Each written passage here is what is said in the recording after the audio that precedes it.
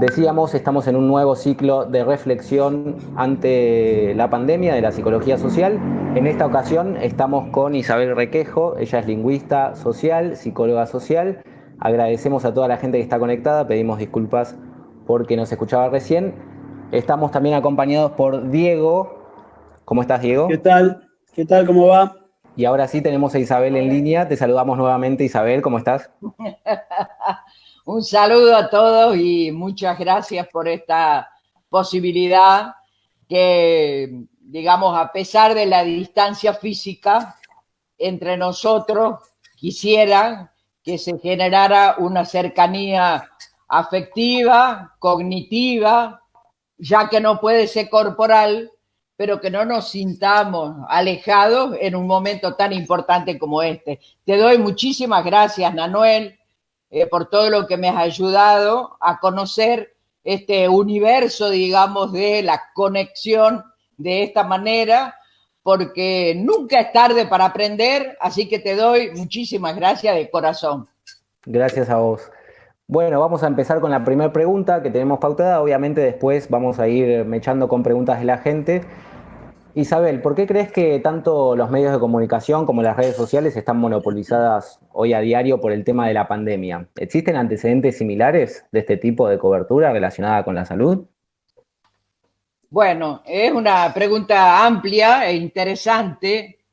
Yo creo que sería muy interesante que recordemos, los que tenemos mi edad, si nos recordamos, incluso yo los recuerdo como una experiencia personal, en la República Argentina el gran antecedente que tenemos de una epidemia, digamos, que generó pánico social fue el brote de la poliomielitis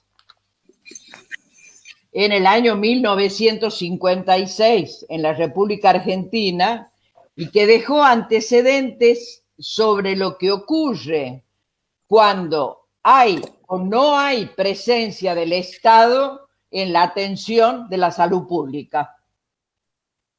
Era una enfermedad muy contagiosa por un virus que además, a diferencia del COVID-19, atacaba fundamentalmente a los niños de 0 a 4 años de edad, lo que la transformaba en algo muchísimo más dramático la situación. Claro. Producía lo que se conocía como parálisis infantil.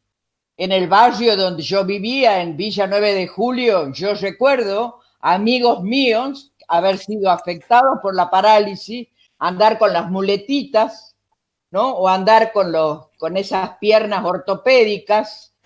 Fue un momento muy difícil, digamos, que afectó en distintos momentos de la década del 40 y del 50 a más de 10.000 niños de la República Argentina.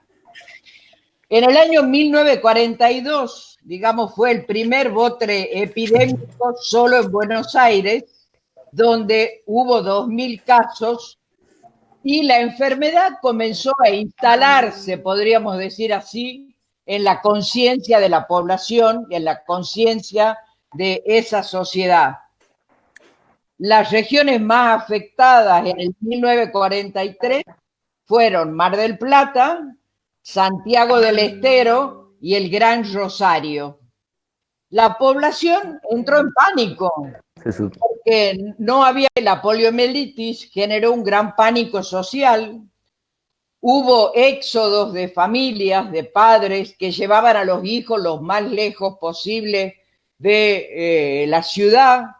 A mí en lo personal me tocó, digamos, porque soy bastante grande, digamos, yo había nacido en el 49, en el 56 tenía 7 años, que fue cuando fue el peor, digamos, avance de la epidemia, y entonces recuerdo que mi abuela Isabel nos llevó a todas sus nietas y nos dejó allá lejos, a 110 kilómetros de la provincia de la capital, en un lugar supuestamente protegido, que era el Valle de Tafí.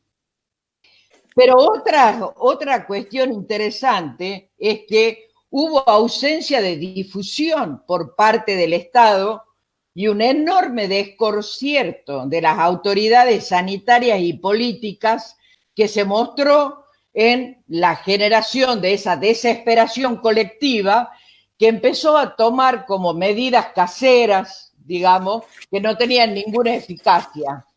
Algunas de esas medidas, por ejemplo, eran envolver a los niños en sábanas, ¿no es verdad?, muy fuertemente, pensando que de esa manera, si le apretaban las piernas, no se iban a contagiar. Otros papás les ponían a los hijos collarcitos en los cuellos, llenos de unas bolsitas que se llamaba de alcanfor, y ahí empezó una conducta, digamos, cultural, una práctica cultural que se ha extendido y permanece, que fue la de pintar, digamos, el frente de los hogares con cal, pintar los troncos de los árboles con cal blanca, los cordones de las veredas con cal blanca, digamos, porque eran los recursos a disposición de la población, ya que el Estado no tenía demasiado para ofrecer. Recordemos que, por ejemplo, durante ese periodo, el Hospital de Niños por primera vez inaugura una sección totalmente destinada a atender a los niños con poliomielitis, cuyo director era un especialista en ortopedia, porque tampoco había especialistas en relación a esta enfermedad. Digamos que la gestión más solidaria, por llamarla de alguna manera, no partió de las autoridades políticas, sino de la sociedad civil, que creó la Asociación de Lucha contra la Parálisis Infantil con la atención gratuita, gracias a las donaciones que hizo la población en aquel momento. Y ahora vayamos al 56, que es el momento más crítico y que yo veo que tiene algunas similitudes con los del COVID. En la Argentina, en el 56, teníamos 18 millones de habitantes. El 71% de los 6.500 afectados por la poliomielitis tuvieron de 0 a 4 años. No nos olvidemos que en el 55 se produce el golpe militar, y una de las primeras medidas de este golpe fue la eliminación del Ministerio de Salud. Me suena conocido. ¿No? Bien.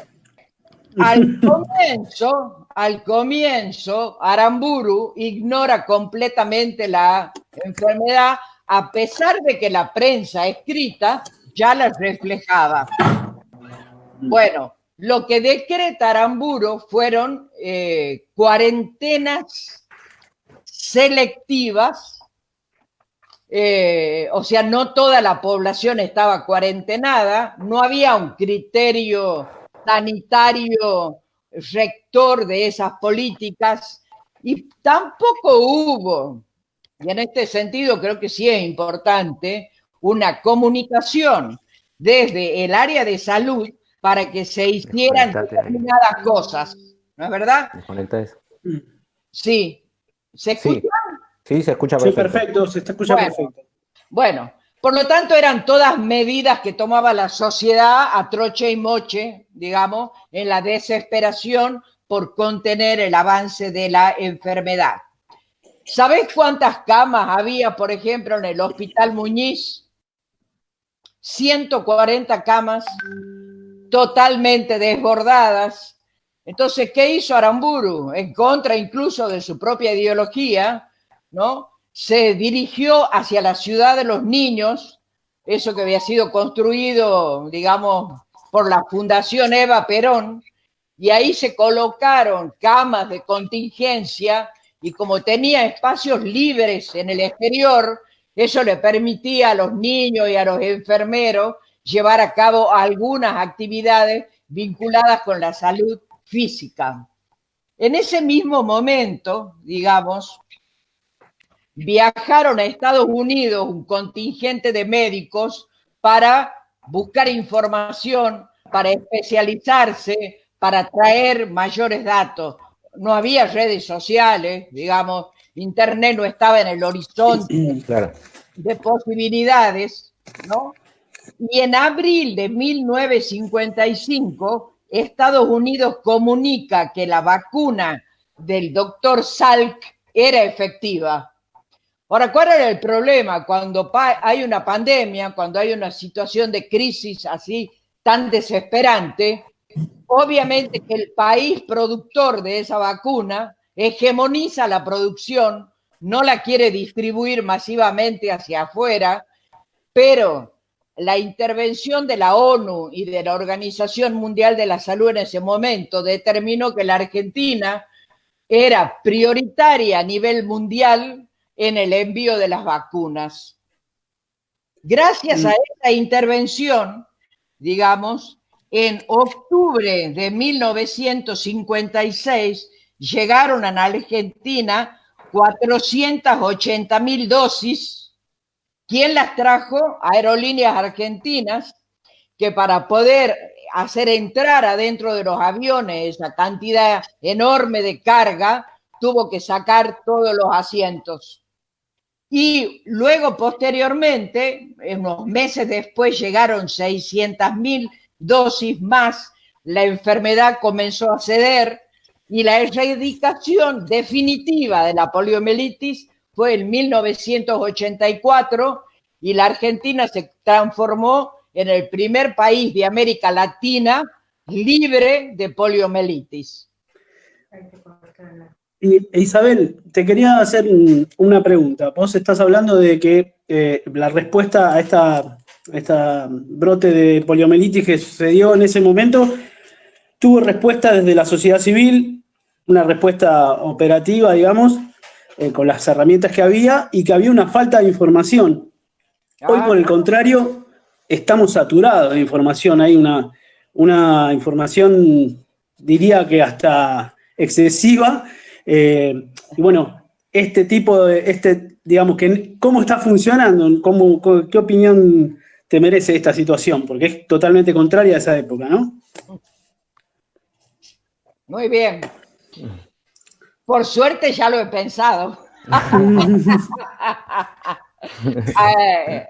Tengo alguna hipótesis, ¿no es verdad?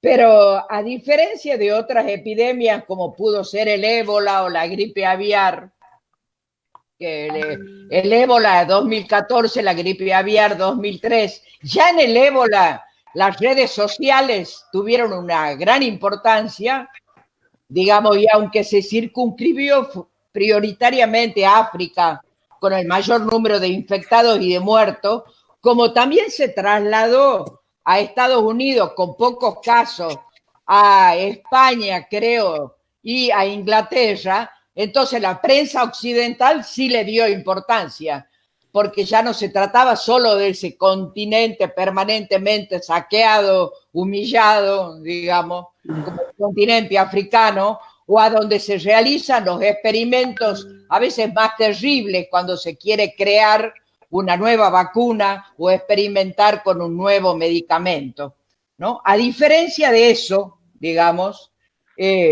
hoy la saturación de la información es de tal índole, de tal naturaleza, que nos preguntamos si estamos frente a un proceso comunicacional sanitario. ¿De qué nos quieren curar? ¿Nos quieren poner como un parche en el ojo para que la realidad toda sea circunscripta en torno a un solo eje de atención, un solo foco de atención, como es la pandemia, o no?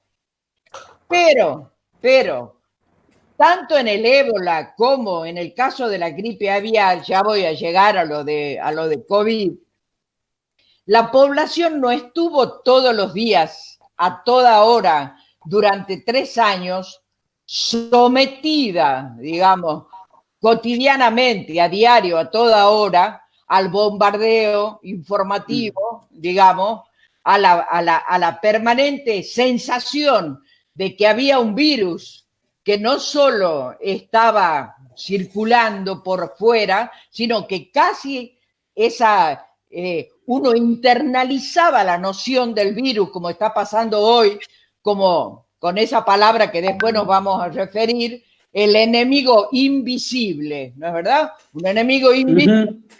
Imagínate vos cómo un ser humano puede protegerse de alguna manera, cómo un barrio, un grupo, una comunidad puede protegerse, cuidarse mutuamente, cuando te hablan de que el enemigo es invisible, ¿no es verdad? Y cuando además, como vamos a ver después, te lo vinculan con el lenguaje bélico. Claro, Muy bien. con la guerra. Con la guerra. Te cuento que, por ejemplo, en Tucumán, ya si querés podemos ir viendo algunas de las Imágenes. imágenes de las Bueno, diapositivas. le contamos a la gente que vamos a ir poniendo diapositivas a medida que Isabel va hablando sobre ellas.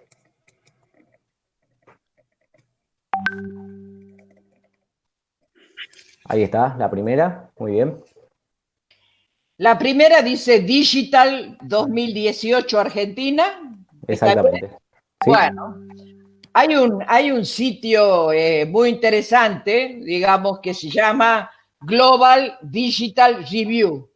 Es decir, la descripción digital global, qué está pasando a nivel global y en el mundo en relación a la cantidad de usuarios, al tipo de usuarios en Internet y en distintas plataformas y redes sociales.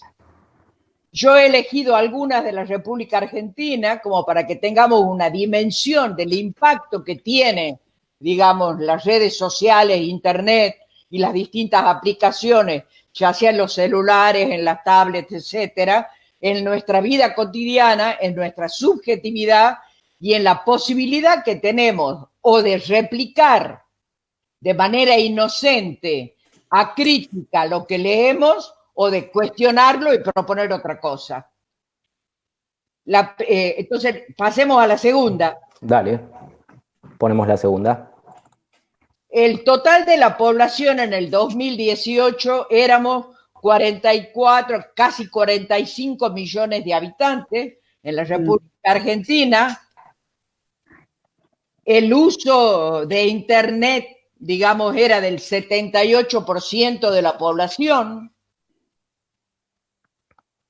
El tercero, si no leo mal, 76%. 76% son los usuarios activos de las mensajerías, ya sea de Facebook o de WhatsApp, sobre todo de WhatsApp en la Argentina, que es hegemónico el uso de WhatsApp, un 76% de la población, digamos, los usuarios a través de que se conectaban a Internet por medio de celulares representaban el 66%. Eso hoy ha crecido muchísimo.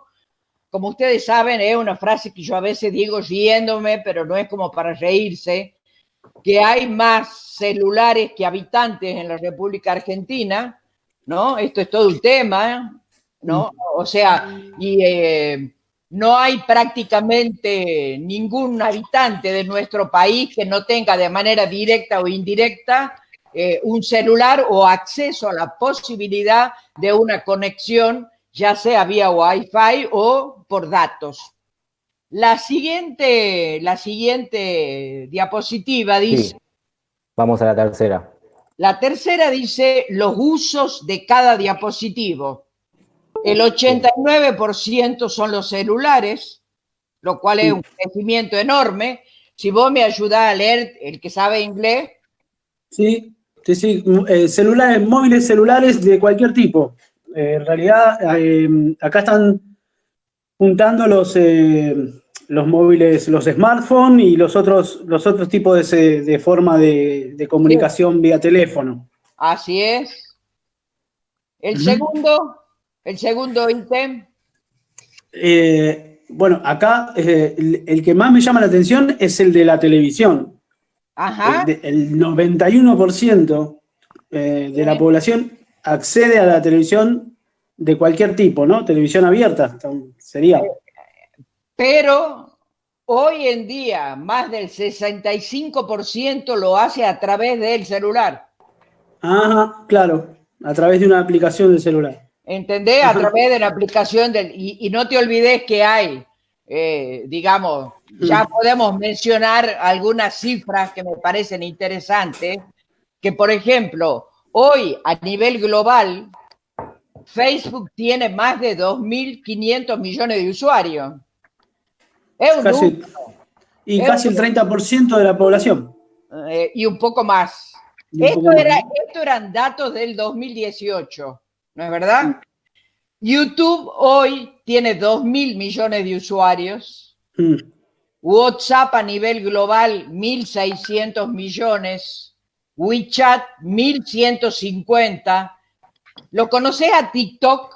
Sobre todo la juventud conoce TikTok. Sí, ahora está muy de moda. Es una aplicación que no uso, pero que claramente es una nueva. Como que las nuevas generaciones la utilizan, sí. La utilizan mucho para grabar videos cortitos, para descargarlos, reproducirlos con una diferente clase de funcionalidades. Hoy, digamos, llegó tarde a la Argentina porque fue fundado, digamos, en China en el año 2016, creo, y hoy tiene a nivel mundial 1.000 millones de usuarios, ¿no? Hoy otro dato interesante es que por día 4.500 millones de personas nos conectamos por lo menos una vez a Internet a nivel mundial, ¿no? O sea, todos estos datos que te nombro, que parecen intrascendentes, de alguna manera voy a tratar de vincularlos después con la pregunta tuya, ¿qué pasa en relación a esto de cómo circula la información? La cuarta diapositiva, la cuarta. Bien, vamos a ella. Sí. La cuarta diapositiva. Dice, uso de Internet en millones, ¿no es verdad? Sí. 34,39. Sí, a nivel mundo, el 78% como porcentaje total de la población. El 78%. Estamos hablando mundial. Estamos hablando mundial. Ah, no, perdón. Estos son datos de la República Argentina. Y el 73% decía, digamos, con acceso a los celulares. La que viene, la siguiente. Bien. Perfecto, ahí estamos. Bien. Estos son los datos de la República Argentina de cuáles son las páginas web más visitadas por nuestra población. Obviamente le encabeza google.com.ar, digamos, después le sigue Facebook, le sigue YouTube, claramente también la segunda. Y sí, es un medio que creo que no escapa a nadie de ahí. De Google se va a YouTube prácticamente automáticamente. ¿Y sabes lo que me impactó muchísimo? Además de la presencia de Mercado Líder, de mercadolibre.com.ar, como uno de los sitios con mayores visitas de la República Argentina, que el medio online más leído en la República Argentina sea Infobae. ¿No es verdad? Pero y eso está dicho por cualquiera que haya estudiado los medios, tanto a nivel local, nacional, como internacional, que ha ido escalando posiciones y hoy además, como invierten muchísimo en publicidad, es imposible no leer lo que Infobae tiene en la tapa, ya sea en Facebook, ¿no es verdad? En YouTube, a donde vos entres, tiene presencia. Sí, claro, en las noticias de Google, Infobae prácticamente sale en cualquier perfil de cualquier usuario que entra a Google o entra a las noticias de Google, casi siempre en las primeras noticias, más allá de las lecturas que haga cada uno, está Infobae, siempre hay una nota de Infobae. Yo no soy lector de Infobae y siempre me sale. Clarín, Infobae, claro. Clarín, Infobae, La Nación, ¿no es verdad? Son hegemónicos, absolutamente. La que sigue... Sí, a las 6. Bien. Ahí estamos. Sí. Lo que me gustaría que me digas es si esto también se refiere a la Argentina, ¿no? Es decir, ¿cuál es la cantidad de dinero? Las cifras son en millones de dólares. Es de la Argentina. Digamos, que gastamos los argentinos por eso que se llama e-commerce, o sea, comercio a través de Internet. Sí. A mí hay cifras que me han sorprendido, sinceramente, que haya 1.216 millones de dólares anuales gastados en vestimenta o en accesorios de vestimenta, en zapatos y lo que tiene que ver con productos de, entre comillas, belleza, no es un dato menor, no es un dato menor, ¿no es verdad? Sí, ¿no? Comparado aparte con la comida y el cuidado personal, está muy lejos, ¿no? Así es. Y mira el referido a los viajes, que incluye alojamiento. ¿No es verdad? Los viajes incluyen alojamiento. Ha crecido exponencialmente en la República Argentina. 1.800 millones. 1.800, estos datos del 2018. Sí. Sigamos la que sigue. Sigamos la que sigue. 2018, ahí estamos. ¿Y cuál es esta que sigue? Que somos 4.000 millones de usuarios. La que sigue. Sí. Bien. Creemos en las personas, no en las plataformas. Bien. Dice esa frase. ¿Sabés de dónde se alimentan, digamos, todas estas estadísticas que yo he nombrado antes? Se alimentan de dos sitios web. Uno que se llama We Are Social, we, nosotros, Sí. are, somos, social, sociales, ¿no? Si vos pones www.wearesocial.com, entras a esa página. ¿Y cómo es la frase que has leído? Creemos en las personas, no en las plataformas. ¿No son divinos? Es un poco contradictorio. Claro, ¿verdad? Bueno, ya vamos a ver después de qué se trata We Are Social, que tiene presencia en 13 países de todo el mundo, pero que de esos 13 países ninguno es de América Latina, ¿no es verdad? Y que está sponsoreado. El CEO de We Are Social es un señor con un apellido que quizás te suene, que es McDonald's, ¿no? Sí. ¿Te suena? Sí. Bueno, sigamos la otra frase. Muy bien. Ahí estamos. ¿Me la pueden leer? Porque yo no la veo. Sí. Creemos en el poder de la percepción social para impulsar el valor empresarial. A esto le llamamos pensamiento social. ¿No te encanta? Sí. Sí, claro. A ver. El objeto, yo veo acá que el objeto de la percepción, digamos, el objeto va hacia el valor empresarial. Está puesto digamos que está puesto el ojo ahí, ¿no? Como la intencionalidad está ahí, en impulsar el valor empresarial, como que es una mera recopilación de datos que, bueno, está apuntada hacia algún lugar. Ajá. ¿Algo más que se le ocurre a alguien que esté escuchando o no pueden hablar ellos? Sí, ahí Nahuel seguramente. Sigamos. A ver, ahora si comentan yo te digo. Bueno. Sí, yo creo que están un poco circunscribiendo. ¿Me la podrías repetir a la frase porque no me acuerdo toda? Creemos en el poder de la percepción social para impulsar el valor empresarial. A esto le llamamos pensamiento social. ¿A qué le llamamos los psicólogos sociales pensamiento social? Es una pregunta que les dejo para la audiencia. ¿No? Porque vos imagínate que para ellos pensar socialmente tiene sí o sí que tener un rédito económico. Claro. Es decir, un pensamiento social que no produce ganancia y no es coherente con el capitalismo. Claro, es una racionalidad dentro del sistema capitalista, está ahí, va de la mano con esa racionalidad, digamos.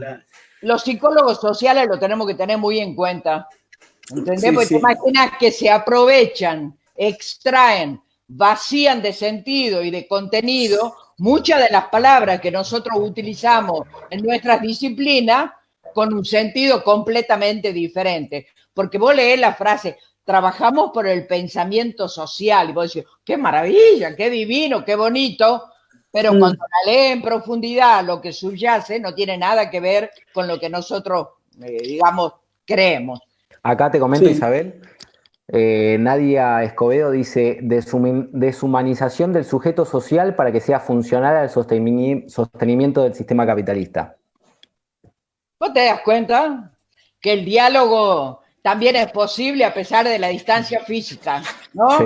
Esto es algo que no perdamos de vista, never, nunca, jamás. Que, digamos, la distancia física no nos impida la continuidad e incluso la transformación de los modos de comunicación, los vínculos, las relaciones humanas, ¿no es verdad? Las acciones que podemos llevar a cabo aún desde eso que se ha denominado, y que después voy a leer el decreto presidencial, aislamiento social preventivo obligatorio. Es toda una frase, ¿no es verdad? Sí. Interesante. Ahora la han querido suavizar un poco, hablando de distanciamiento social. Tratando de suavizar un poco el tema del aislamiento, ¿no? Como si fuéramos tener posibilidades de ser islas inconexas. Así, ojo al tacho, ¿eh? Ojo al tacho, cuando después veamos, digamos, los escenarios que yo veo como posibles que se abran después de este proceso de aislamiento, de cuarentena, de uso permanente de las redes sociales, yo creo que se abren como escenarios diferentes, algunos favorables, algunos bastante serios, a mi criterio, que llevarían a eso que vos decís, ¿no es verdad? A concebir el aislamiento ordenado desde afuera como un principio modular de nuestra conducta que nos impide el desplazamiento, nos impide el salir afuera y llevar a cabo una serie de actividades que para la vida cotidiana, digamos, y para el desarrollo de un pensamiento político transformador, digamos, la inmovilización de los sujetos dentro del hogar, no creo que sea lo mejor. Andrea Silvana dice: te hacen sentir que sos vos el que dirigís cuando es al revés.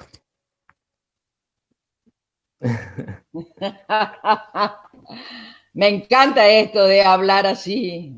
Está bueno. Ojalá en la pantallita, vos has visto que los que tienen muchísima guita, ¿no? Te muestran esas imágenes donde están hablando 400 tipos todo a la vez, ¿no? Me gustaría que algún día nosotros también podamos contar con esas herramientas que son importantes, ¿no? En este momento todavía son más importantes. ¿Algo más? Sí, Lucía Miranda dice: podemos hablar de pensamientos compartidos, no de pensamiento social, porque sería hegemonizar lo que es contradictorio. Muy bien, muy lindo. Elba de Campo dice: sería como la manipulación empresarial de la percepción social. ¿Qué tal? Bien, y en relación a esto que venías manifestando en cuanto al lenguaje bélico, Isabel, ¿qué relaciones se podría establecer entre el uso del lenguaje bélico asociado al COVID-19 y la incidencia social y subjetiva? ¿Por qué se nos habla de una guerra contra el COVID? ¿Nada más? Sencilla la pregunta. Bueno, ¿sabés quién utilizó por primera vez la palabra guerra asociada al COVID? ¿Quién? Emmanuel Macron. Ajá. Ese señor tan bonito. Presidente de Francia. Presidente de Francia, 12 de marzo. Utilizó 6 veces durante su discurso la expresión "estamos en guerra", con un tono, te diría, ¿cómo es la palabra? Casi marcial. Sí. ¿No? Visto que hay todo un tono marcial en algunos seres humanos, no necesariamente tienen que ser militares para tener tono marcial, ¿eh? De ninguna manera, ¿no? Yo he escuchado tonos marciales en la universidad, en las iglesias, a veces dentro de nuestras propias familias están esos tonos marciales mandatorios de la conducta, o sea que esta cuestión del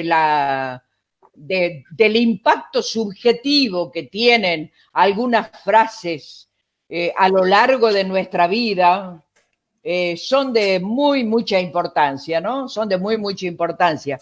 Déjenme que les dé un ejemplito que no tiene que ver con la guerra, pero que me he acordado. Dale. A propósito, porque vos has visto que hay algo maravilloso del cerebro humano, ¿no? Esta capacidad casi ilimitada que tenemos los seres humanos, salvo que existan condiciones, digamos, que la impidan, que la dificulten, que la retrasen, ¿no? Que los seres humanos podemos llevar a cabo asociaciones insólitas, digamos, que en apariencia podemos vincular un tema con otro que no tienen nada que ver, y capaz que sí tengan que ver. Vos me habló de la guerra, yo he hablado de esos discursos marciales que circulan, digamos, no solo en el ámbito militar o policial o del ejército. Y hay una frase que es un hashtag, digamos, y que también está ya internalizada en nosotros: quédate en tu casa. Sí. Quédate en casa, sí. Quédate en casa. Bien. Yo no sé si alguna de las personas que están escuchando han recibido esa orden, digamos, mucho antes de la pandemia del COVID-19. En principio te puedo responder por mí. No, nunca la hemos recibido. Yo al menos... Qué suerte Quédate la en casa. tuya. Qué suerte la tuya, mi amor. Pero en mi infancia, Sí. ¿no? Yo soy la No mayor. hay mandato. Claro, yo soy la mayor de 4 hermanas, todas mujeres. ¿Sí? Sí. La Isabel, la Dolores, la Cristina, la Gracielita Requejo. ¿Sí? Y por lo tanto, la mayor, como hija mayor, como hermana mayor, mis viejos salían a laburar los dos siempre. Y mi vieja me decía, mi querida vieja me decía: ojo, que me entere que te has morido de la casa. Ojo, que me entere que has salido a la vereda. Hasta que tu padre y yo no volvamos del supermercado, ni se te ocurra salir a la calle, ¿no? Y además, acordate, te tenés que quedar en la casa, así cuidas a tus hermanas. Es decir, que hay, ¿no?, esta cosa de quédate en la casa, quédate en el molde, quédate sentado, quédate quietito. Son asociaciones que a lo largo de la historia personal y social no han estado ausentes. Hoy la frase se inscribe en otro contexto. Ahora sí sigo con Macron. Macron utilizó 6 veces la palabra estamos en guerra en un tono marcial. Yo creo que quizás con un doble objetivo, ¿no es verdad? Es mi hipótesis.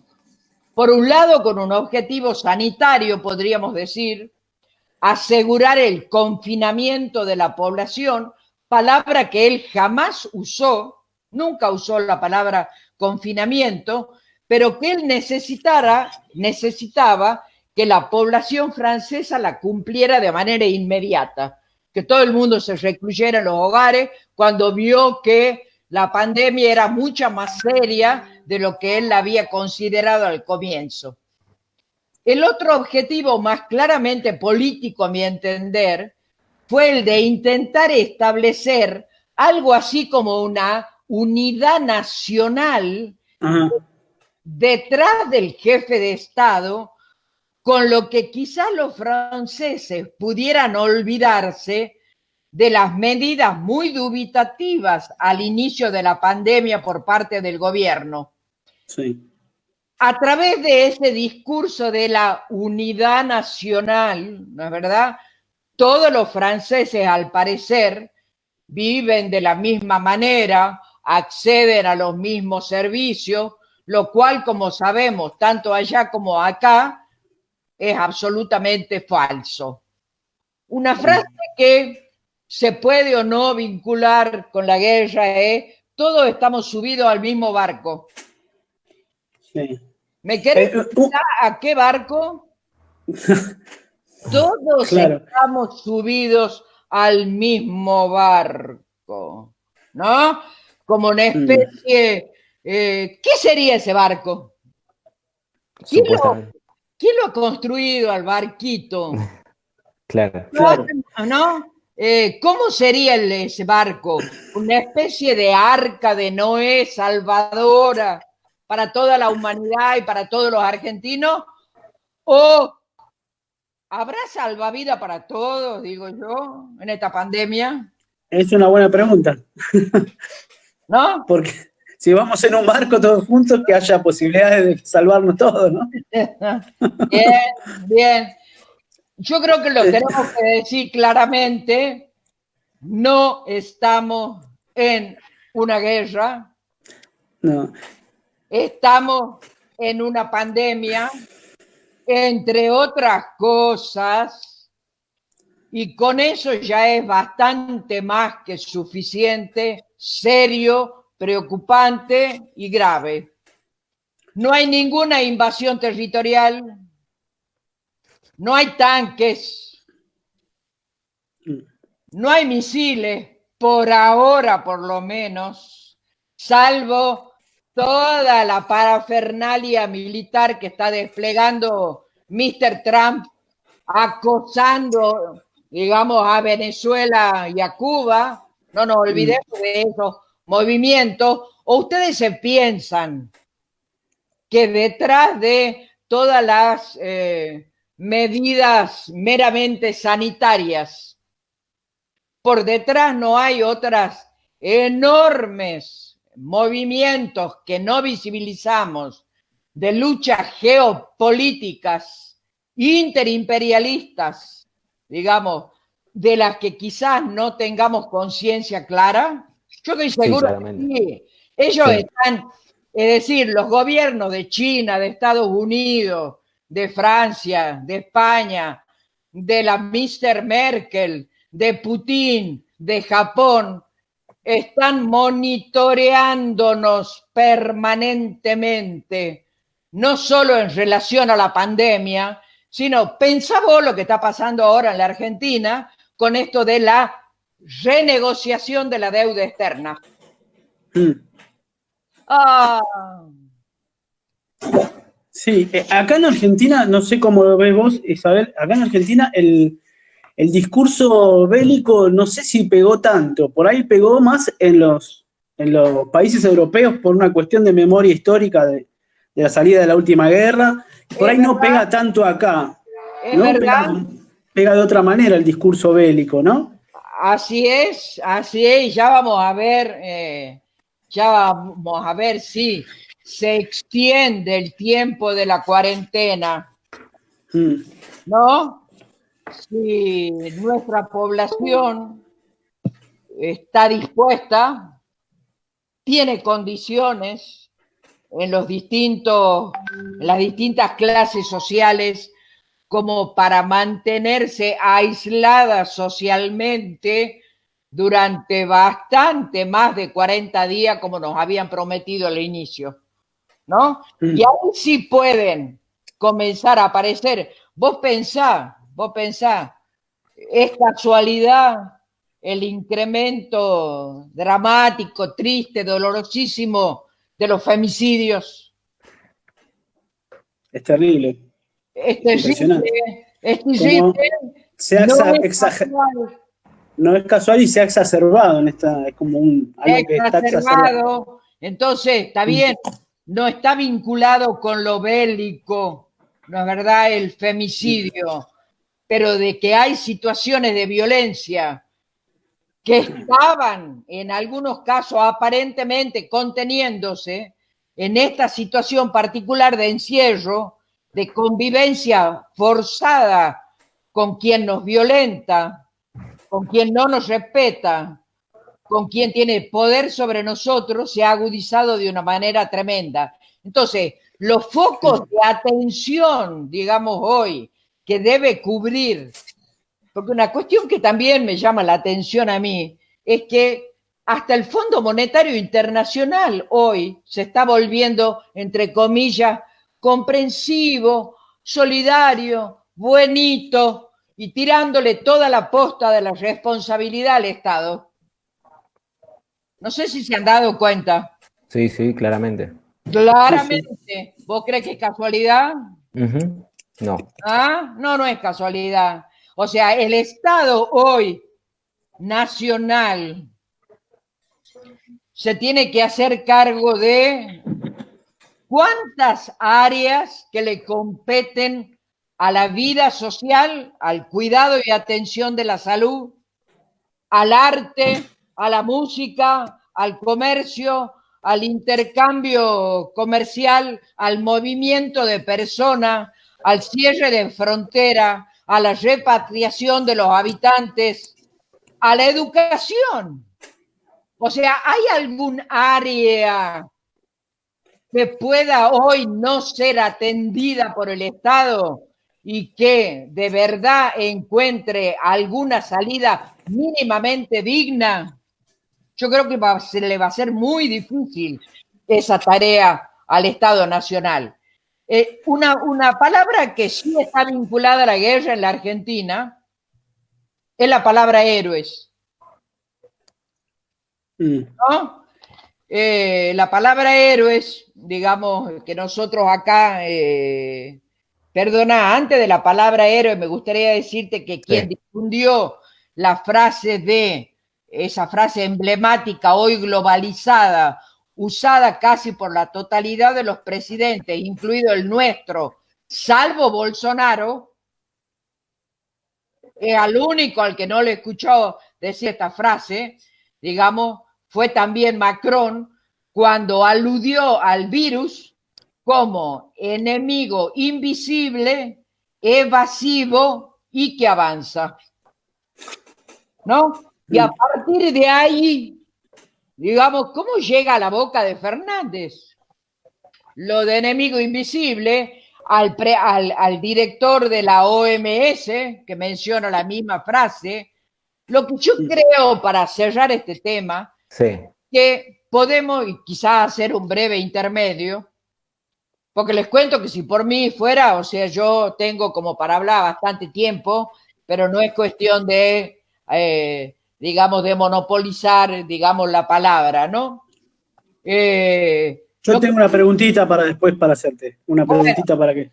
Bueno, lo que sí podemos afirmar es que estamos viviendo una, ya no sé cuál es la palabra, monumental crisis que desnuda casi todas las miserias de un sistema global que muchos decían y dicen que era el mejor del mundo, el único posible, intocable, y también podríamos decir, utilizando la palabra esta de las armas que ellos utilizan, que si en muchos países del denominado primer mundo no han tenido ni tienen armas suficientes como para salvar la vida de miles de seres humanos, es por la sencilla y especulativa razón comercial de que privatizaron prácticamente toda la salud pública, la entregaron al mejor postor, desatendieron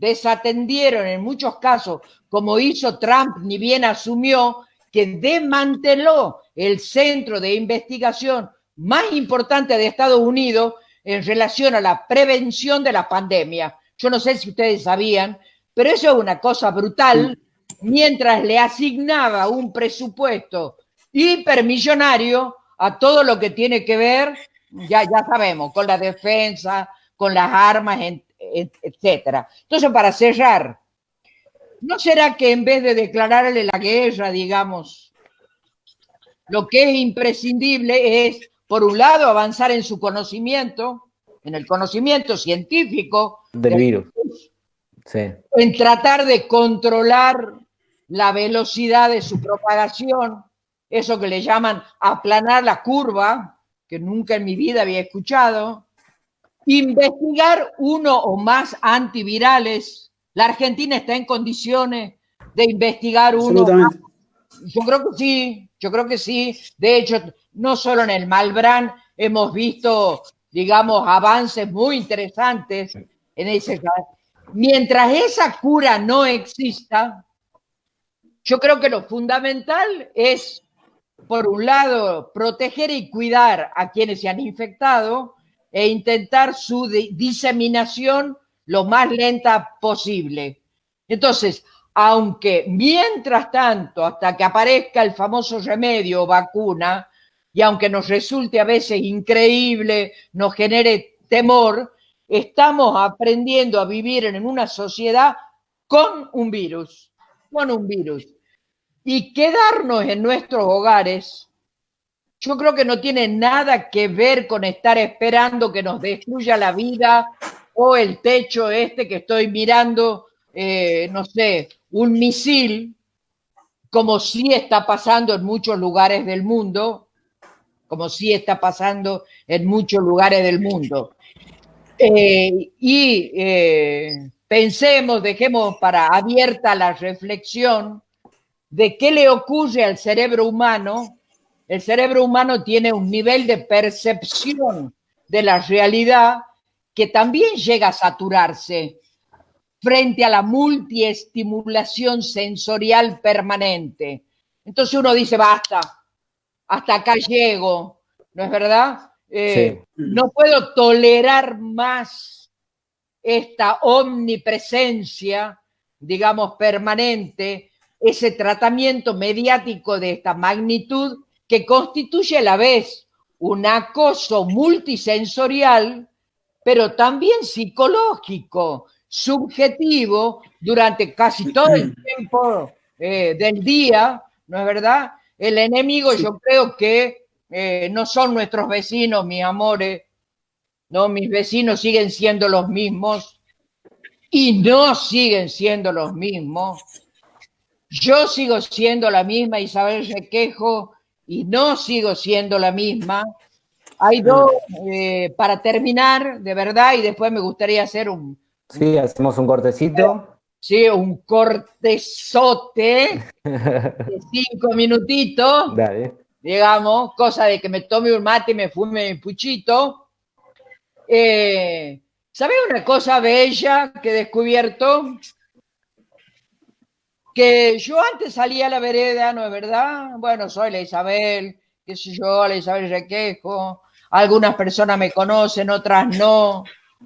Hoy hay un saludo colectivo que se ha extendido por el barrio que a mí la verdad que me sorprende.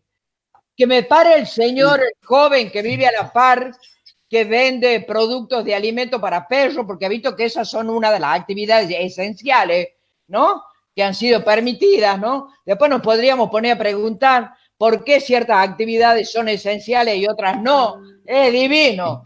Vender alimento para perros es esencial y hay otras que parece que no, ¿no?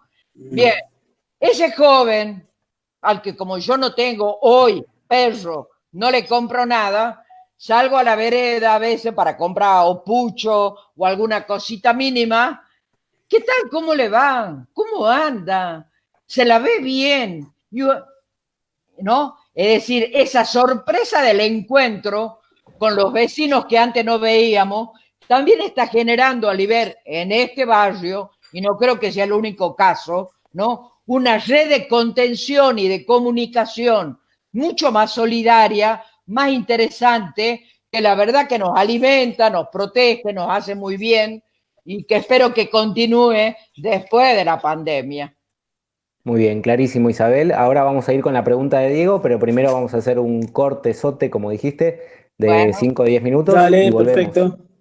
Te comento que hay más de 400 personas conectadas. Les pedimos que sigan quedándose ahí, que ahora vamos a seguir. Muchas gracias. Estuviste leyendo algunos comentarios y querías aclarar algunas cositas. sí, antes, eh, ustedes saben que yo vivo, no ven más que mi cara y quizá un fondo, pero se me ha ocurrido traer algo que yo amo mucho y a lo que me dedico diariamente y que les quiero mostrar.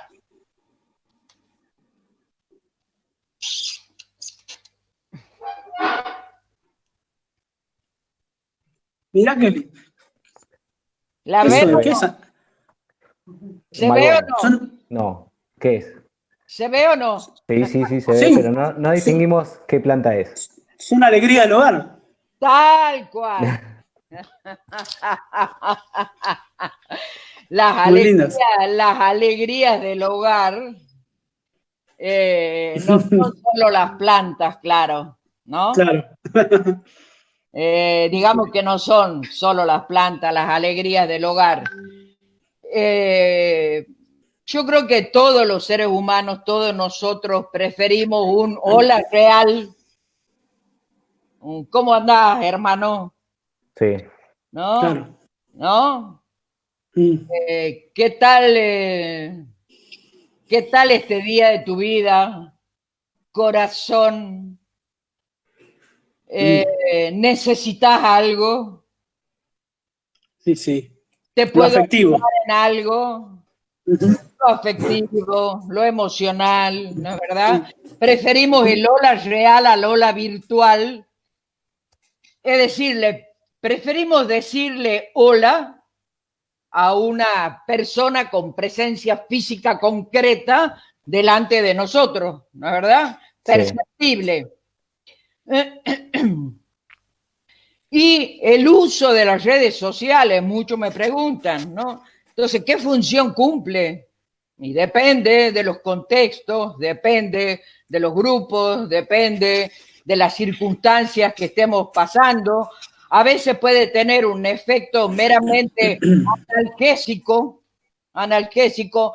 Por ejemplo, hace 2 noches, una persona a quien quiero mucho me pidió hablar, ¿no? Y estuvimos hablando, chateando por WhatsApp, y en un momento me dijo, gracias Isa,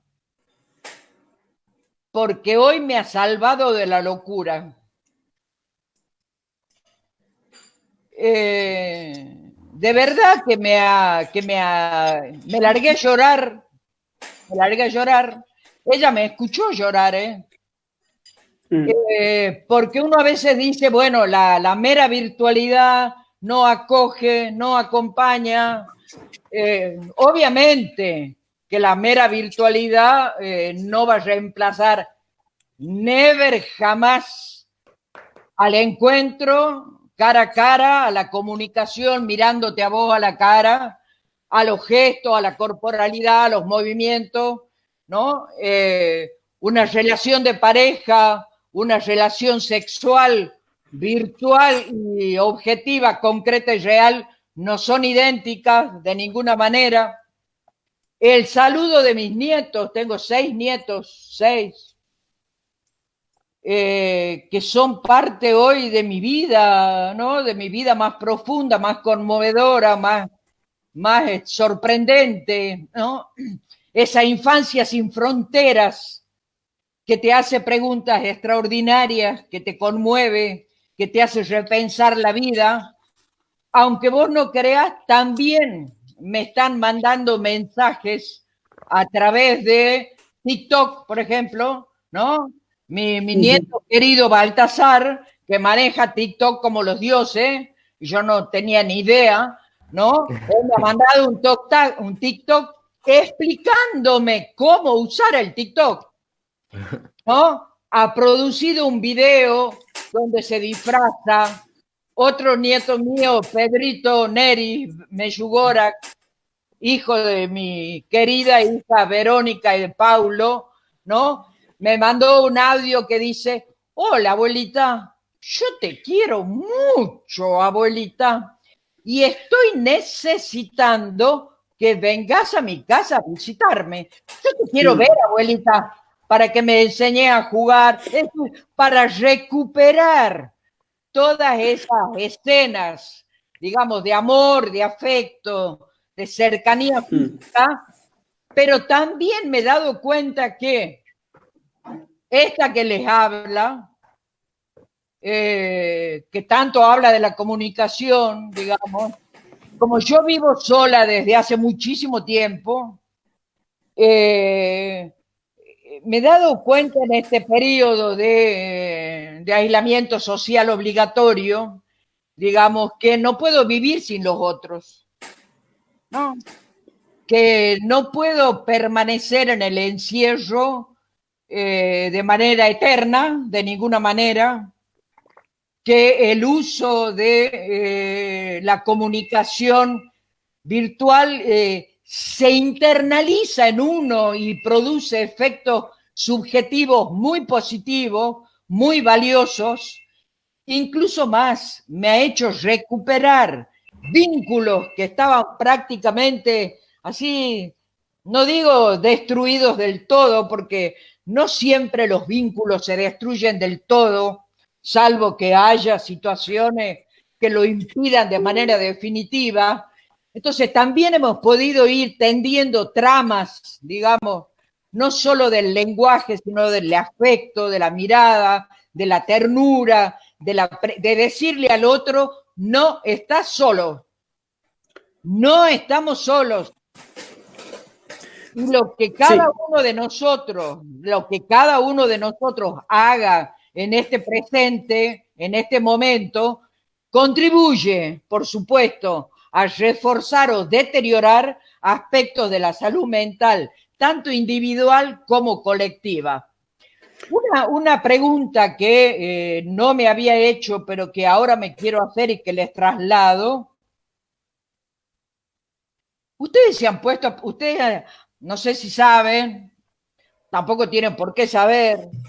Yo he desarrollado un concepto, digamos, gracias a una sugerencia muy inteligente y muy desafiante de mi queridísima Ana Quiroga.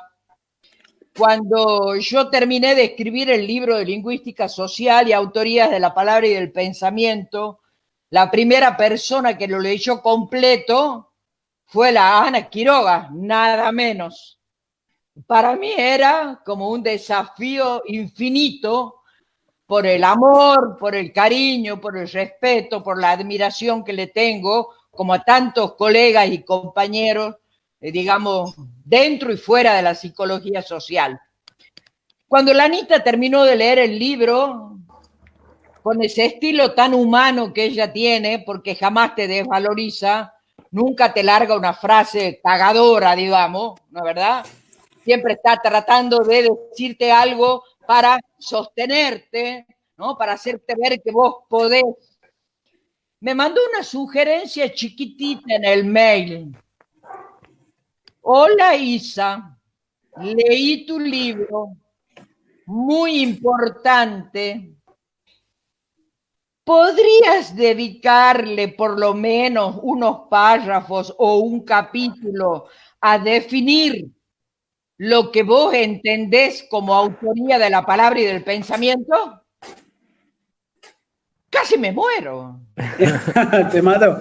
No, o sea, ¿cómo vas a tener un libro que en la tapa dice lingüística social y autoría de la palabra y no la has definido? Claro, porque ustedes han visto que uno a veces le esquiva al bulto de todo eso que le parece complejísimo, y conceptualizar es una tarea bastante compleja, que les comento que aún en este periodo de confinamiento y de aislamiento es imprescindible pensar con otros, ¿no? La psicología social en eso puede aportar muchísimo, a pesar de que se nos plantean contradicciones y temas que no habían estado previstos anteriormente, por lo tanto nos desafían, ¿no? Como que también se abre todo un horizonte de esperanza, digamos, ¿no? Para la potencialidad que tenemos como grupo, como sociedad, de introducir una mirada, digamos, no solo conmiserativa y afectiva, sino también política, ¿no? Sobre lo que está aconteciendo y de qué procesos podemos ir gestando colectivamente para cuando termine esta epidemia no hayamos terminado naturalizando que el mundo en el que vivíamos, y bueno, lo dejemos igual que antes, está todo ok, está todo divino, sigamos las rutinas cotidianas, No, es decir, esto no puede quedar igual que antes y no vamos a ser los supuestos intelectuales los que vamos a decidir, sino que van a ser las organizaciones sociales, políticas, el pueblo en su conjunto, digamos, lo que vamos a tener que planificar también la salida de esta cuarentena. Déjame terminar esta parte diciendo esto. Sí. A propósito del concepto de autoría de la palabra y del pensamiento humano, que considero un derecho social inalienable, que de ninguna manera está garantizado con igualdad, ¿no? Hay autorías y autorías. Me da mucha gracia cuando hoy a la gente de mi edad, es decir, ¿cómo me llamarían ustedes? ¿Cómo me llamarían? La vieja, ¿no es verdad?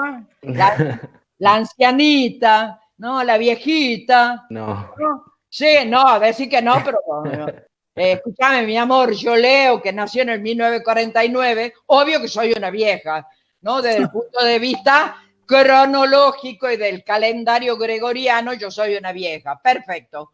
¿Cómo no han definido a la población como la Ana Quiroga, la Josefina Racedo, digamos, la Isabel Requejo, la Rosita Nassif, mis vecinas que tienen un montón, porque para suerte o desgracia de la humanidad, los viejos, no nos hemos quedado quietos, les comento. No estamos resignados a quedarnos así quietos, calladitos, esperando a ver qué deciden por nosotros. Entonces, nos han definido como población en riesgo, ¿no? Sí. O población de riesgo. Sí. ¿Che, riesgo de qué? ¿En qué te pongo yo a vos en riesgo? Claro. ¿Me querés contar? ¿Me querés contar? Ahora, ¿querés que te diga algo? Sería en riesgo. Ah, claro, en riesgo, de riesgo, por riesgo, para riesgo, sobre riesgo, podés usar toda la... ¿Te acordás de eso que nos enseñaban antes, Sí. sobre, según? ¿No? Las preposiciones que sirvan para algo, ¿has visto? Porque Claro.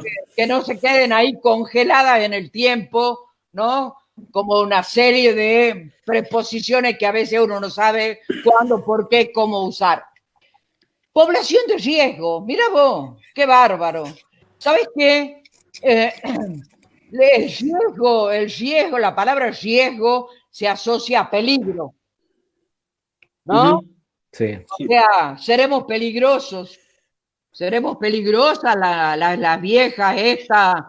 Yo esa palabra la escuché en mi vida, en mi historia, como tantas otras personas, cada vez que pensaba algo diferente a lo instituido, ya sea en la lingüística, ¿no? Cuando decía hambre no es un sustantivo común, yo era una persona riesgosa, ¿no? Es decir, el riesgo, el peligro de no pensar según el pensamiento hegemónico dominante. Claro. O sea que la palabra riesgo hoy, la verdad, a los 71 años, a mí no me conmueve para nada. Y les digo a las personas de mi edad y a las más jóvenes y a las que tienen 30 y 40 años, que hoy están, muchas de ellas, bueno, hay tantas situaciones que podría explicar, digamos, algunas que me dicen la verdad, ya no sé qué más puedo hacer con mis hijos. ¿Cómo contenerlos? ¿Qué hacer? ¿Qué actividad iniciar? ¿No es verdad? ¿Cómo reproducir dentro del hogar alguna de las particularidades que tenía la vida social, pero dentro del hogar, sin poder salir? No es tan simple para las madres solas, no es para nada simple en los barrios como los Vázquez, como la Costanera, donde las condiciones sanitarias, laborales son dramáticas. ¿no es verdad? O sea que no Sí, claro. podemos, para retomar el concepto del barco, de ninguna manera estamos en el mismo barco. Para ir terminando, quiero decirles algo en relación a la autoría. Bien.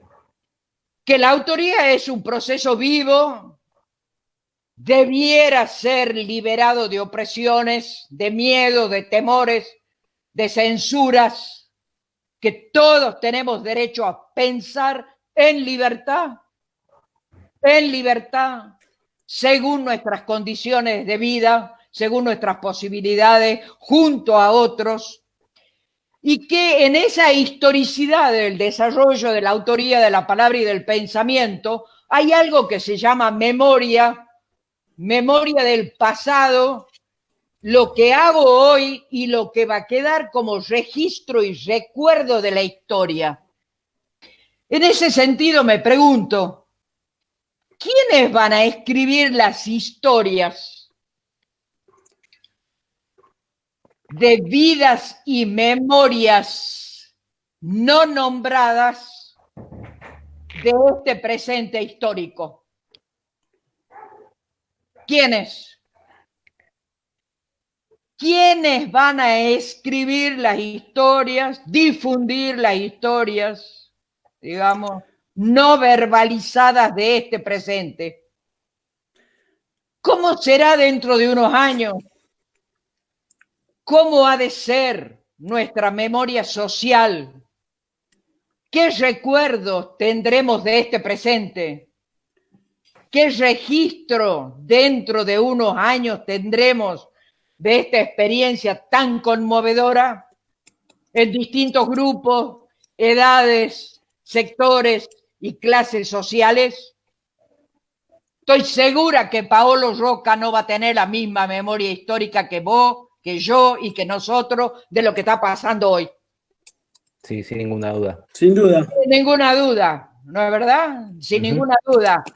Que no sean los de siempre los que cuentan la historia de los vencidos, de los derrotados, de los muertos y de los que se salvaron. Bueno, quizás lo que tengamos tengamos una responsabilidad de pensar alguna praxis comunicativa que tenga un destino social, como hablas vos en tu libro de la palabra pensamiento, la autoría de la palabra pensamiento, empezar a pensar praxis comunicativas que tengan un destino un poco, como antes comentabas, a mí se me surgía la idea de que cuando hablabas de lo afectivo que aparecía en la virtualidad, era como que hay un pedazo de la virtualidad que como que se aleja, ¿no? Como que se va, y cuando aparece lo afectivo en la virtualidad hay un acercamiento. A pesar de que no está el encuentro cuerpo a cuerpo, poder pensar praxis comunicativas nos puede llevar a... Pero eso lo tenemos que hacer entre todos, ¿no? Tiene que haber un pensamiento en conjunto de cómo generar esas praxis, ¿no? Es fundamental, me parece, ¿no? O sea, lo que acabas de decir impugna lo que quiere We Are Social del pensamiento social.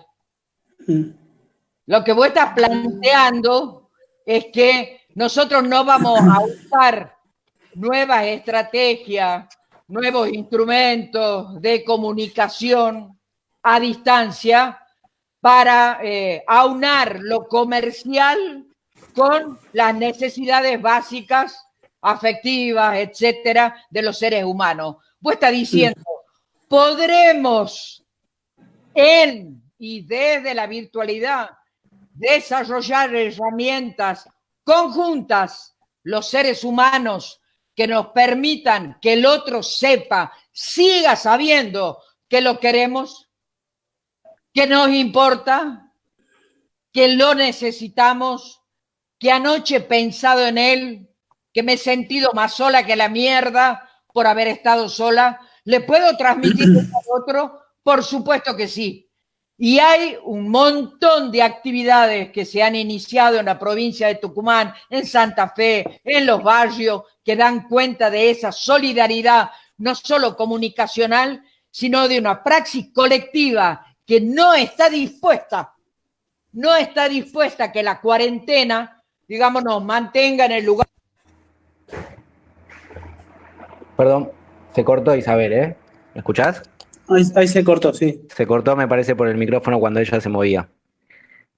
No nos escucha Isabel, ahí volvemos. Aguárdenos 2 minutitos. ¿Nos escuchás, Isabel? No, pero no sale el sonido de ella. Fíjate que se cortó tu micrófono.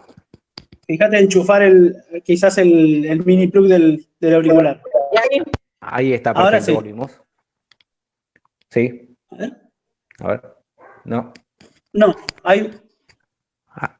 No se escucha. Perdón, ¿eh? Ahí. Tratá de volver a conectar el micrófono. Creo que cuando tocaste el cable del auricular, ahí se escuchó. Donde está enchufado, ¿está bien enchufado? A ver ahora. A ver ahora, Isabel, si te escuchamos. No, No te escuchamos. qué lástima. ¿Se escucha ahí o no? Ahí Ahora sí, perfecto. ahora sí, ahora sí. El grave problema es que yo no te escucho a vos. Ah, perfecto. Ah. ¿No me escuchás? Ahora sigamos así.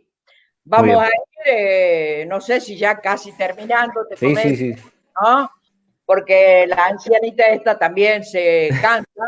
Digamos, me gustaría leer en la pantalla algunos de los comentarios de las preguntas.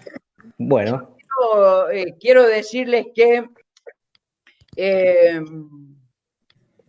según cómo nosotros nos posicionemos hoy como sujetos activos, sociales, históricos, podamos aprender no solo a...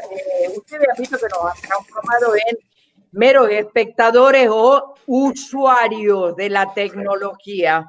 Sí. Receptores de discurso o usuarios del lenguaje. ¿Se escucha? Sí, perfecto. Perfecto. Bueno, en vez de usuarios, productores, ¿no? En vez de meros receptores, ¿qué mensajes nuevos, distintos nosotros podemos generar? De hecho, hemos visto ejemplos a lo largo de todo el mundo, en la provincia de Tucumán. Hoy me contaba de mi hija mayor, Laberito, que hay un grupo de músicos tucumanos que se ha reunido y que ha difundido a través de Facebook.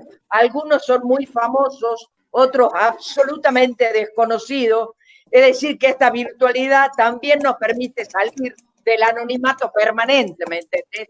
No solo pueden producir, qué sé yo, Fito Páez o León Gieco o quien Pomo sea, hay una cantidad enorme de personas con enormes capacidades musicales, artísticas, poéticas, de todo tipo, políticas, con un pensamiento político que necesitamos escuchar, que no nos monopolice de una sola versión y visión de la realidad.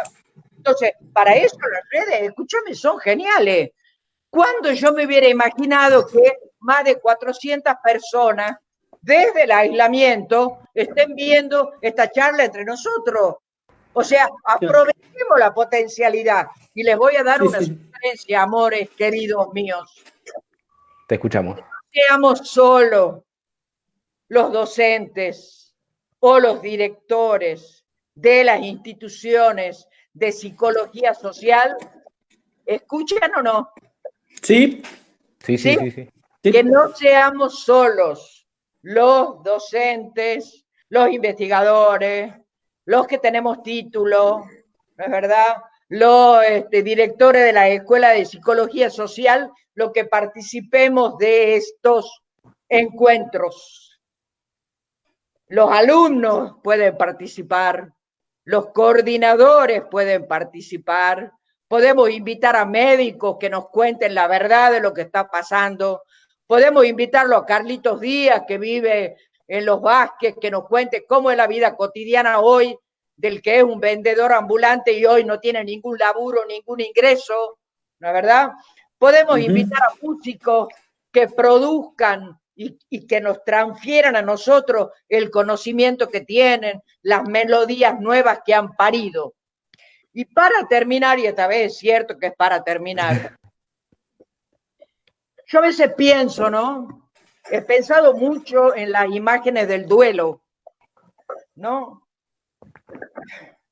Yo digo, ¿cómo este capitalismo que dice ser lo mejor del mundo ni siquiera ha podido pensar alguna vez una manera distinta de despedir a alguien muerto porque se ha infectado con un virus? Yo tengo un amigo querido en Ecuador, en Guayaquil, un docente extraordinario, con quien habíamos pensado un proyecto junto con mi amiga de la Universidad de Santa Clara en Cuba, con Zulma Segura, con Sonia Saracho, con la Silvanita Medina, con un montón de docentes. Mi utopía era escribir un libro, tal vez el último libro de mi larga vida, digamos, que se llame Así piensan y escriben los niños y adolescentes de América. Hasta ahora había juntado la posibilidad de México, Ecuador, Cuba y la Argentina. Y ya habíamos comenzado a trabajar. Tengo ejemplos de la escritura de los niños cubanos, extraordinarias, como tenemos un montón de producción de niños tucumanos extraordinarias. Iba a viajar al Ecuador yo para encontrarme con mi amigo que me iba a hacer conocer la escuela del interior. Él vive en Guayaquil y me ha contado lo que significa hoy para él y para ese pueblo no solo poner los cadáveres que se amontonan en las calles dentro de una caja de cartón, sino no poder despedirte de tu padre, ¿no? De tu hermano, de tu amigo, de tu colega, de tu compañero. El haber tenido que hacer él junto con otros fosas comunes. En Estados Unidos también están armando fosas comunes, ¿no? Es decir, ni siquiera puede resolver un país, un gobierno, otra manera distinta que nos posibilite por lo menos la última despedida. A mí eso me conmueve brutalmente, como también me ha dolido, aunque entiendo la necesidad de la burla, de la risa, del meme, que son escapes, digamos, de la angustia, ¿no? Ese meme de los jóvenes negros cargando el cajón, Sí. ¿no? Los jóvenes de Ghana, que tienen nombre, tienen apellido, tienen historia, son los porteadores de cajones, que es una costumbre que en África y particularmente en la zona de Ghana está muy extendida. La música que se escucha no es de ellos, de ninguna manera, la verdad. Esa es una música electrónica que creo que es de alguien que termina con Jovi, no me acuerdo bien, pero no es la música que acompaña al duelo, ni al entierro, ni al acompañamiento de quienes mueren en Ghana. Esos jóvenes encontraron una manera de trabajar, entre comillas, digna, según él, porque en Ghana, digamos, ellos piensan que cuando una persona muere anciana, merece la alegría. Jamás harían esa ceremonia, ese ritual, si quien ha muerto tiene 2 años. O si quien ha muerto tiene 35 años. Y entonces hay mujeres que yo he escuchado de testimonios que ha recogido la BBC de Londres, que es una maravilla, ¿no es verdad? A donde los believers, como se llaman, dicen, en realidad esto lo hemos comenzado como una necesidad, porque no teníamos laburo, no podíamos vivir. Entonces al comienzo alquilaron los trajes negros y después se acercaban a la familia a preguntarle si les gustaba cómo ellos habían ensayado su movimiento hasta que llegó esto que se llama la masivización, la transformación de un rito original con un sentido social y cultural, ¿no es verdad?, en un meme, ¿no es verdad?, esporádico que se ha globalizado. Termino. Les pregunto, detrás de esos barbijos, ¿saben lo que son los barbijos, no? Sí. Ayer lo he visto a Larreta con un barbijo. Sí. Iba a decir mucho de la política nacional, pero no me queda tiempo. Detrás de esos barbijos, guantes protectores y trajes extraños que vemos en los hospitales, debajo del guardapolvo y el barbijo de mujeres y hombres que día a día limpian los edificios, las paredes, los pisos, donde se intentan salvar vidas humanas, con mucho compromiso en la Argentina, debajo del uniforme de quienes recolectan la basura cada noche en nuestros barrios y en el mío también, detrás del carrito, de la pala y de la escoba del señor que noche a noche barre la calle Jujuy al 500 donde vivo, al lado de y dentro de cada comedor comunitario y organización social que hoy se ha puesto los pies, como siempre, solidariamente, digamos, sin esperar una remuneración, ¿no es verdad? Hay personas con nombre y con apellido, trabajan en condiciones no siempre favorables. Ellos no son redes virtuales, son presencia activa, trabajadores que me resulta imprescindible nombrar.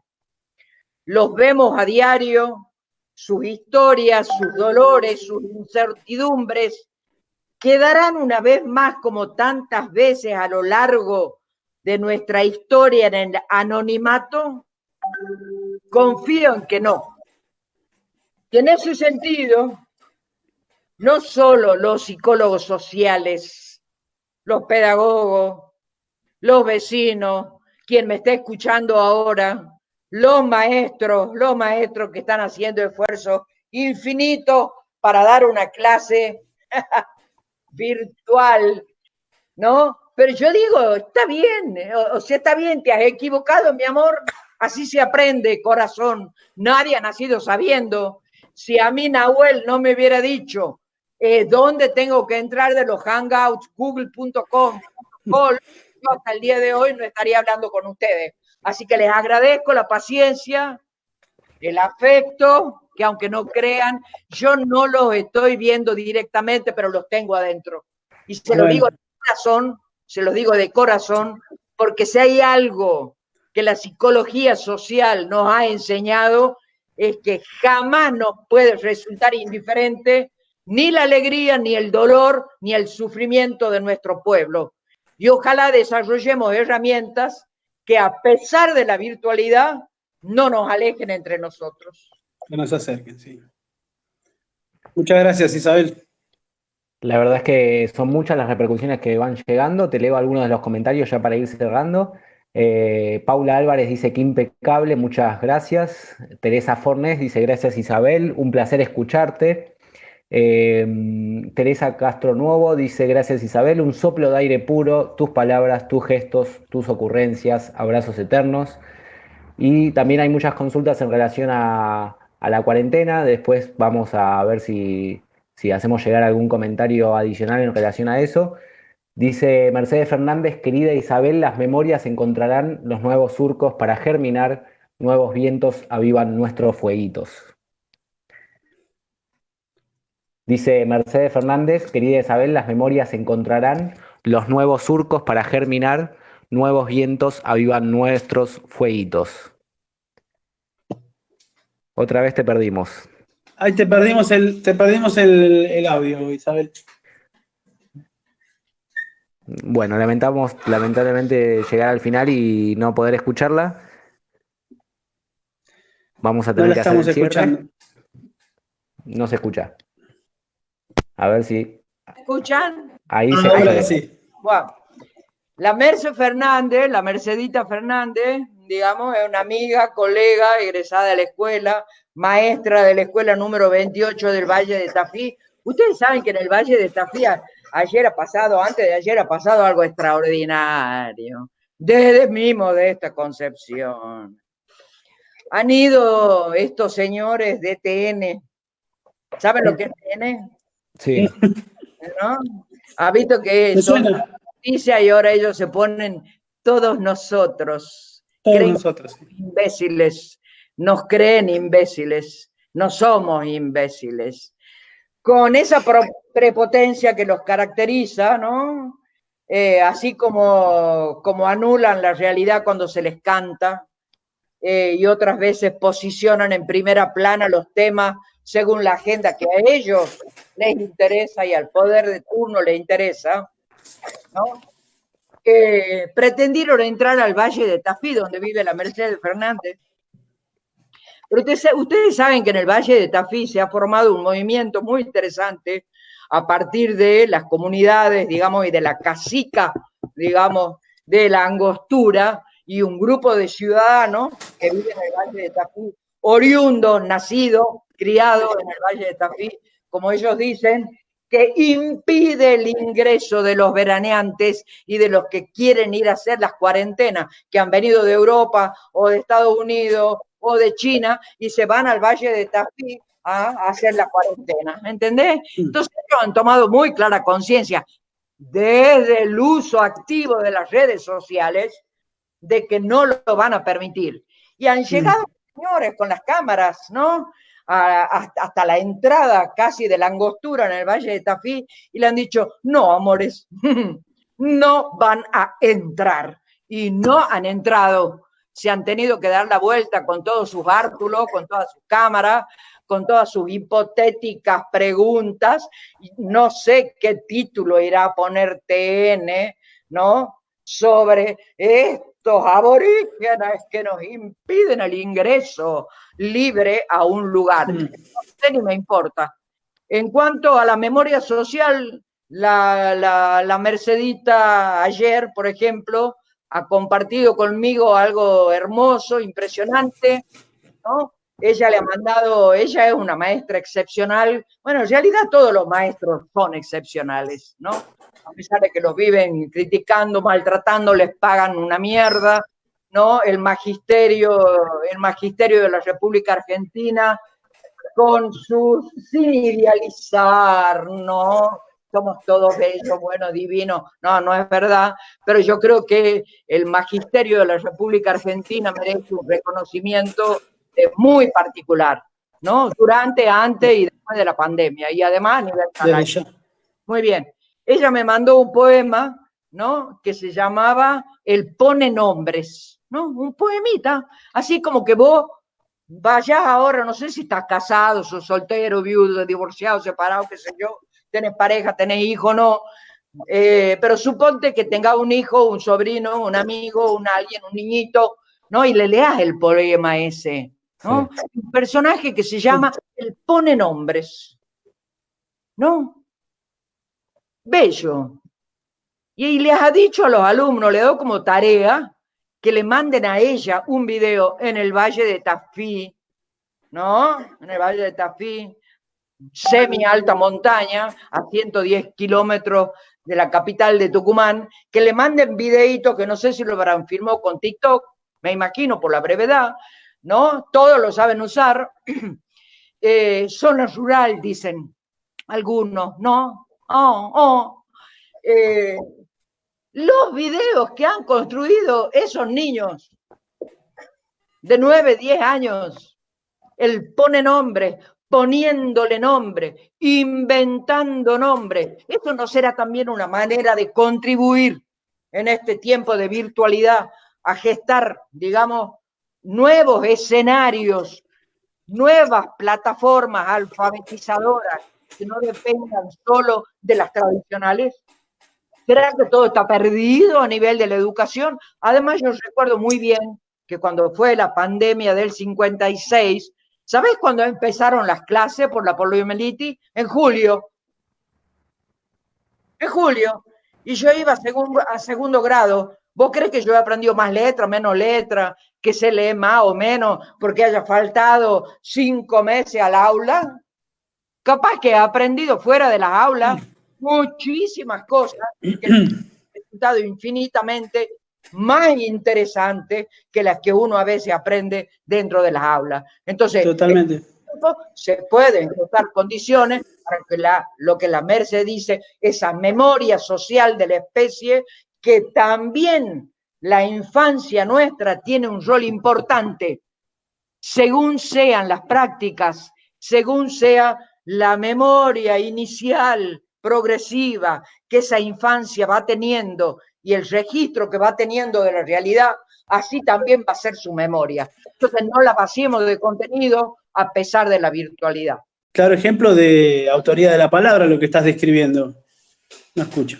Lo Sí. que estabas describiendo era un claro ejemplo de cómo esto que planteas de la autoría de la palabra y el pensamiento es algo que hay que incentivar desde las primeras épocas de todas las personas, ¿no? Esto de poder incentivar el propio pensamiento y la autoría del lenguaje propio, ¿no? Poder tener la posibilidad de que nos incentiven en esa historia, ¿no? Y hay generaciones desde los niños, desde los niñitos hasta generaciones adultas como yo, encontrar esta forma de pensamiento, de encontrar nuestra propia palabra y de expresarla, es muy interesante, así que te agradezco mucho.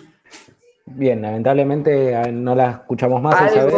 Algo maravilloso, es algo maravilloso, ¿entendés? ¿Sabés quiénes lo tienen muy claro? Los niños.